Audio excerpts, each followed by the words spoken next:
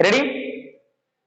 Myself, Professor Sai Kiran Salgare, Director of Salgare Physics Classes, Srinagar, Nanded.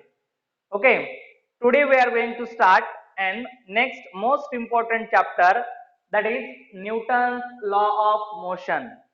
Okay, which may be asked for NEET and JEE for 4 marks to 8 marks, and for JEE 4 marks, that is one question.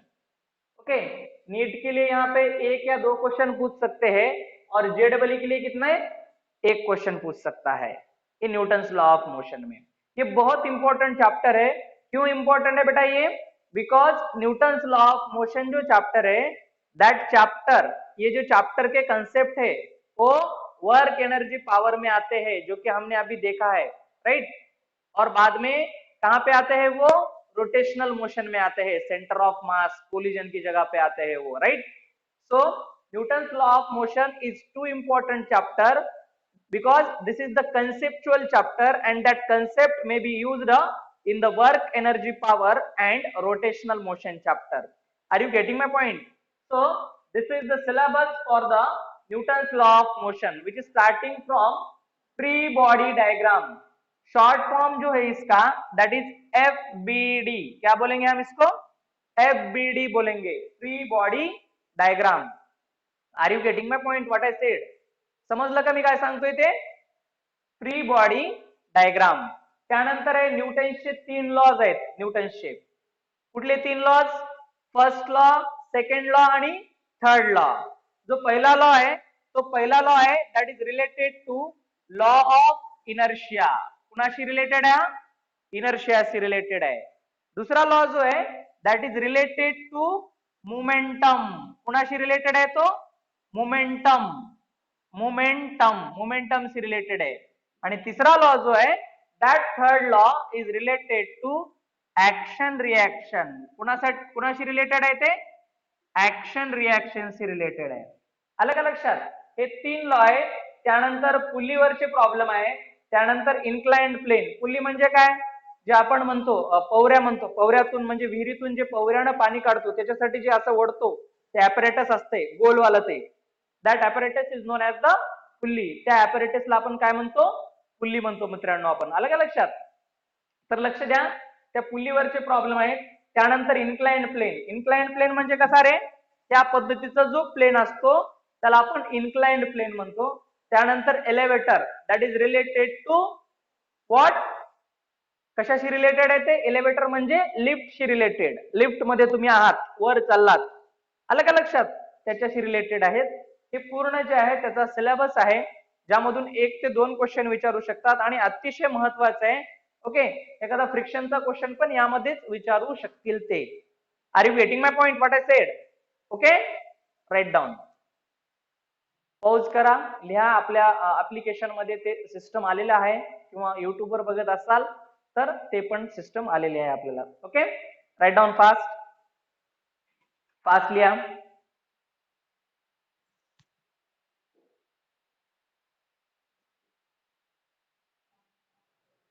चला, आता आपल्याला पुढचा जो point आहे तो force बघायचा आहे। मला वाटतं फोर्स सगळ्यांना माहित आहे, पुश और pull of object is known as the force.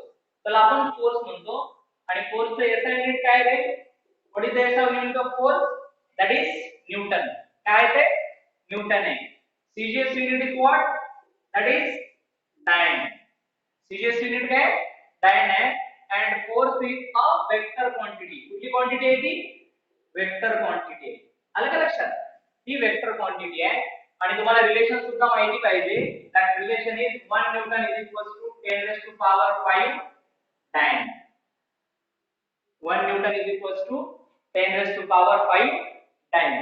तर हे फोर्सच्या बाबतीतल्या सगळ्या गोष्टी आहेत, जे की तुम्हाला माहिती आहे तरी पण मी सांगितलं।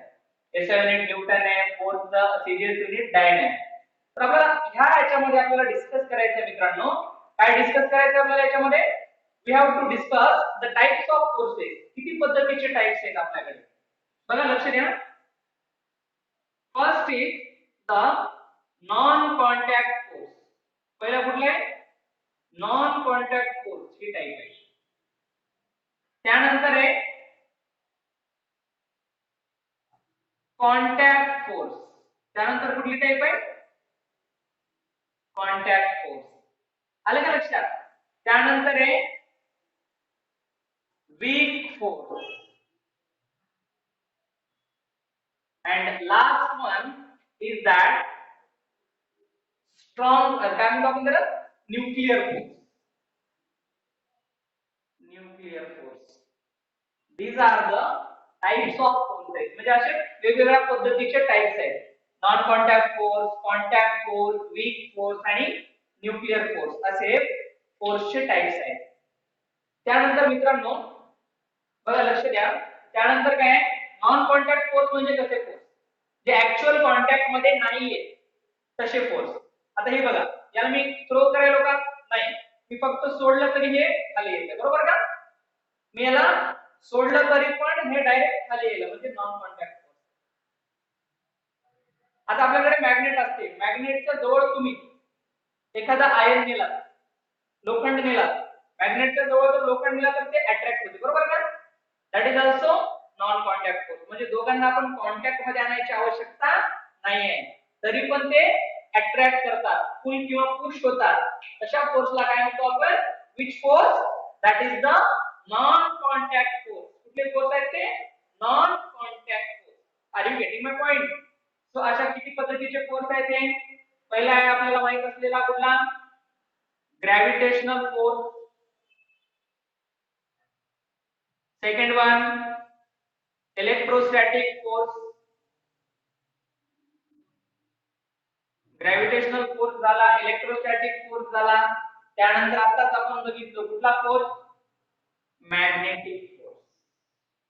कुठला आहे मॅग्नेटिक फोर्स.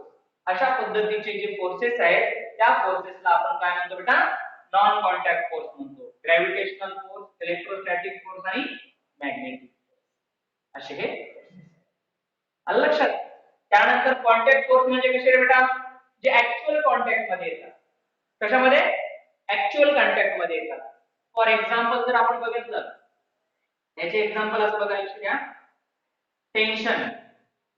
एखाद्या दोरीमध्ये, एखाद्या दोरीला जर आपण ऑब्जेक्ट बांधलं, ही दोरी आहे, त्या दोरीला आपण ऑब्जेक्ट बांधला, ही दोरी समजा row, consider this one as the rope. If we attach the object to that rope, then tension is there, means the two body, my object and this rope which is in actual contact, दोन एकमेकांमध्ये actual contact मध्ये आहेत. So that's why this is known as the contact force. त्याला कुठला force म्हणतो आपण, contact force. So that's why what I said, tension is the contact force. Tension कुठला force आहे बेटा, कॉन्टॅक्ट फोर्स आहे. त्यानंतर नॉर्मल रिएक्शन.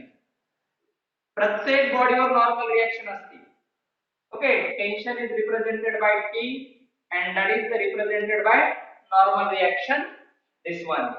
ओके, आणि अतिशय महत्त्वाचा जो फोर्स आहे कॉन्टॅक्ट मध्ये असणारा, जे की आपल्यावर पूर्ण चॅप्टरचा अभ्यास करायचा आहे त्यासाठी, that is the frictional force.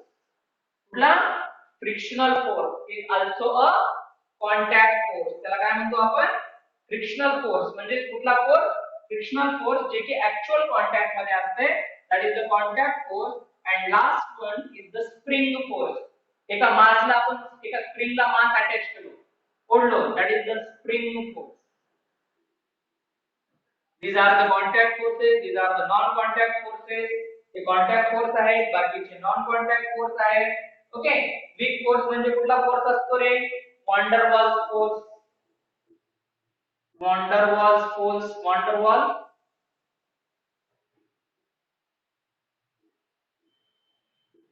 Force is the non contact force. आणि न्यूक्लियस मध्ये जे फोर्स असते त्याला न्यूक्लिअर फोर्स म्हणतो आपण. कुठला फोर्स म्हणतो बेटा आपण त्याला, न्यूक्लिअर फोर्स म्हणतो.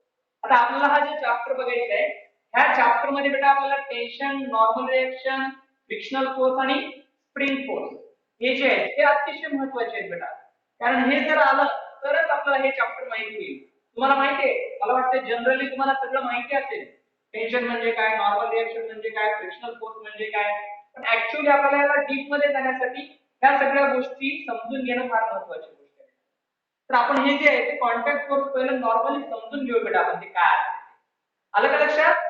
R you getting my point? Okay, write down, pause करा आणि लिहून घ्या फास्ट.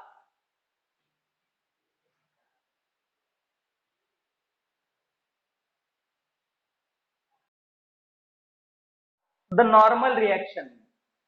ओके, नॉर्मल रिएक्शन बघू आता आपण काय आहे नेमकं. Normal reaction that is the contact force. See here, if I have the horizontal smooth surface which has a mass m, if I put a block of mass m on a horizontal surface, okay, I think everyone knows that which has the weight mg. ह्या ब्लॉकचं जे मास आहे m, त्याचं weight किती येईल बेटा? mg येईल. आणि वर काय असेल? नॉर्मल असेल. म्हणजे नॉर्मल रिएक्शन कुणाला बॅलन्स करेल बेटा? mg ला बॅलन्स करेल. नॉर्मल रिएक्शन कुणाला बॅलन्स करेल? mg ला बॅलन्स करेल. म्हणजे a force which is perpendicular to surface. कुणाला? सरफेसला परपेंडिक्युलर असणारा जो फोर्स आहे, जो की वेटला बॅलन्स करतो, अशा फोर्सला आपण काय म्हणू? Normal reaction. जर आपल्याकडे सरफेस असा असेल बेटा, असा सरफेस असेल इन्क्लाइंड प्लेनवर, तर त्याचा नॉर्मल असा येईल बेटा. आपल्याकडे जर असा सरफेस असेल बेटा, तर त्याचा नॉर्मल रिएक्शन या पद्धतीने येईल. आलं का लक्षात? जे की वेटला बॅलन्स करते. कशाला? वेटला बॅलन्स करते. आलं लक्षात? दिस इज द नॉर्मल रिएक्शन. काय म्हणू आपण? A force which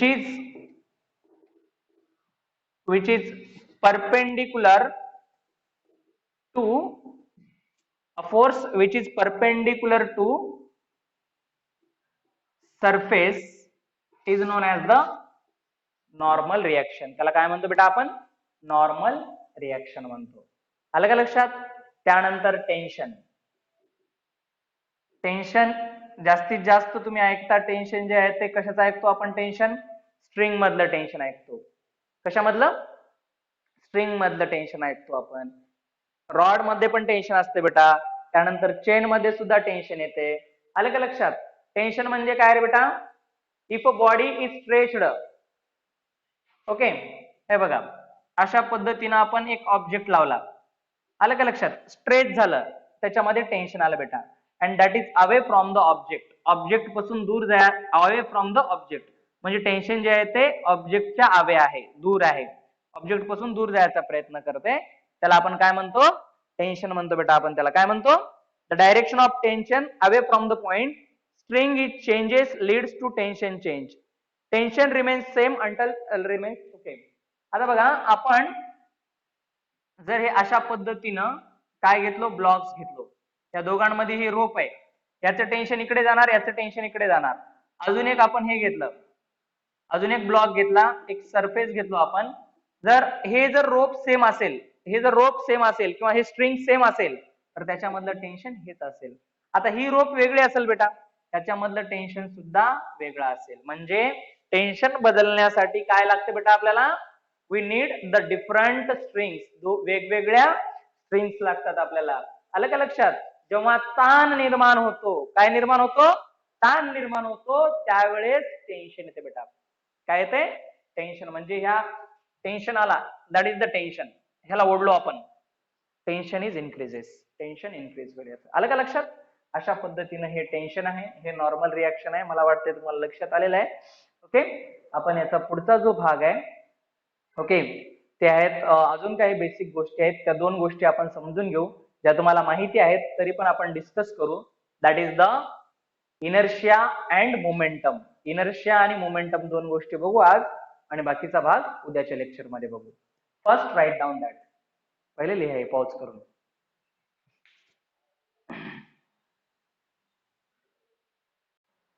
first see the inertia. What is mean by the inertia?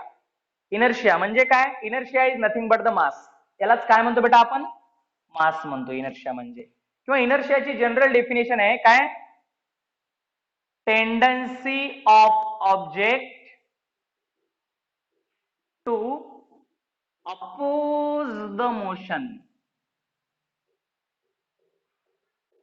Tendency of object to oppose the motion is known as the inertia. काय म्हणू आपण त्याला? इनर्शिया म्हणू. लक्षात आलं काय काय सांगतोय मी ते? What is inertia? Tendency of object to oppose the motion is known as inertia. म्हणजे ज्या बॉडीचं मास जास्त आहे, फॉर एक्झाम्पल मी काय करू, एक दगड आहेत माझ्याकडे, एक 5 सेम शेपचे, एक 5 kgचा आहे, एक 3 kgचा आहे.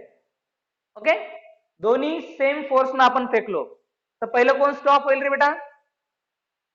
पहिलं कुठला स्टॉप होईल? 5 kgचा होईल, कारण त्याचं मास जास्त आहे, त्याचा इनर्शिया जास्त आहे. आलं का लक्षात? So inertia is known as the mass. असा ऑब्जेक्ट, असं टेन्शन, असं टेंडन्सी, काय? The tendency of object to oppose the motion is known as the inertia. त्याला काय म्हणू आपण? इनर्शिया. म्हणजे बघा, हेवियर मास ग्रेटर इनर्शिया. ज्याचं हेवियर मास असते त्याचा इनर्शिया कसा असतो? ग्रेटर असतो. Greater inertia. Heavier mass greater inertia, lighter मास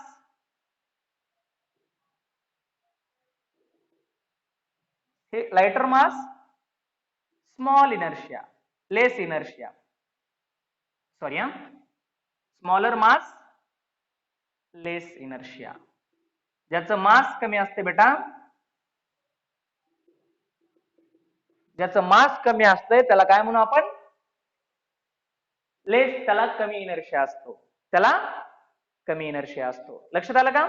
आणि दुसरं काय सांगितलं आपण? मोमेंटम. मला वाटते मोमेंटम माहिती आहे सगळ्यांना, which is represented by P. कशाने दाखवतो आपण त्याला? पी न दाखवतो. पी म्हणजे काय? The product of mass and velocity. कुणाचा product? Product of mass and velocity is known as the momentum. त्याला काय म्हणू आपण? मोमेंटम म्हणू बेटा. आलं का लक्षात? आलं का लक्षात? म्हणजे एसआय युनिट याचं काय येईल? केजी मीटर पर सेकंड. काय येईल एसआय युनिट त्याचं? केजी मीटर पर सेकंड. म्हणजे मास कशामध्ये रिप्रेझेंट करतो आपण? केजी मध्ये, आणि वेलॉसिटी मीटर पर सेकंड मध्ये करतो. लक्षात आलं बेटा?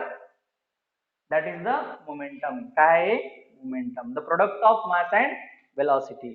सीजीएस युनिट काय येईल रे बेटा याचं? That is the gram centimetre per second. तर अशा पद्धतीने इनर्शिया आणि मोमेंटम आपण एक्सप्लेन केलेले आहेत. बाकीचा जो राहिलेला भाग आहे तो उद्या सुरुवात करू. That is the actual syllabus. FBD पासून सुरुवात करायचं आपल्याला, फ्री बॉडी डायग्राम पासून. ओके, तर आज इंट्रोडक्शन बघितलं, जे काही महत्वाचे पॉइंट्स आहेत, जे आवश्यक आहेत पॉइंट्स, ते पॉइंट्स बघितले. Okay, next part will see tomorrow. Write down. Thank you, thank you, thank you, thank you so much.